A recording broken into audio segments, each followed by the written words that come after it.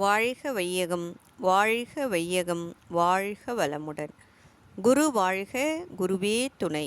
இந்த நாள் இனிய நாளாக அமையட்டும். அதற்கு இறையருளும் குருவருளும் காப்பாகவும் துணையாகவும் அமையட்டும். வாழ்க வளமுடன். அனைத்து அன்பு உள்ளங்களுக்கும் காலை வணக்கம். சிந்தனை கருத்து திருவண்ணாமலையிலிருந்து ஆனந்தி சரவணன். வயதாகிவிட்டது என்று எதை செய்தாலும் அது சுமையாகத்தான் தோன்றும். அதற்கு பதில் எதையும் ஒரு இளமை உணர்வோடு செய்து பாருங்கள், சுகமாக தோன்றும். தன்னை சுமையற்றவனாக வைத்து கொள்பவனுக்கு வயதே ஏறாது. ஒருவன் மருத்துவரிடம் தன் விரலால் உடலில் ஒவ்வொரு பகுதியாக தொட்டு கை வலிக்கிறது, கால் வலிக்கிறது, வயிறு வலிக்கிறது என்றானாம். ஆனால் வலி வேறு எங்கும் இல்லை. அவன் தொட்டு அழுத்தி காட்டிய விரலில்தான் வலி இருந்திருக்கிறது. விரலால் ஒவ்வொரு இடத்திலும் அழுத்தும்போது வலித்திருக்கிறது.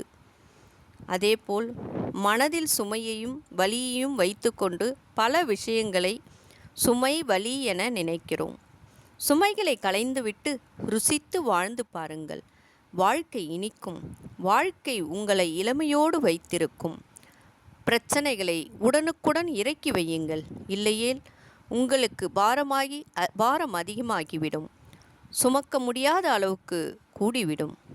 2 கைகளிலும் சிறிய பந்துகளை கொடுத்து 5 நிமிடம் 2 கைகளையும் உயர்த்தி பிடியுங்கள். நேரமாக ஆக கை வலிக்கத் தொடங்கும். சாதாரண சிறிய பந்துகள்தான், ஆனாலும் நேரமாக ஆக வலிக்கும். கை உளைச்சல் தரும். அதுபோல சிறிய பிரச்சனைகள் கூட அதிக நேரம் மனதில் சுமக்கும்போது மன உளைச்சல் வந்துவிடும். வாழ்க வளமுடன். மன அமைதியோடு வாழ்வோம். வாழ்க வளமுடன். நாமும் நம் அன்பு குடும்பமும் வாழ்க வளமுடன். நன்றி.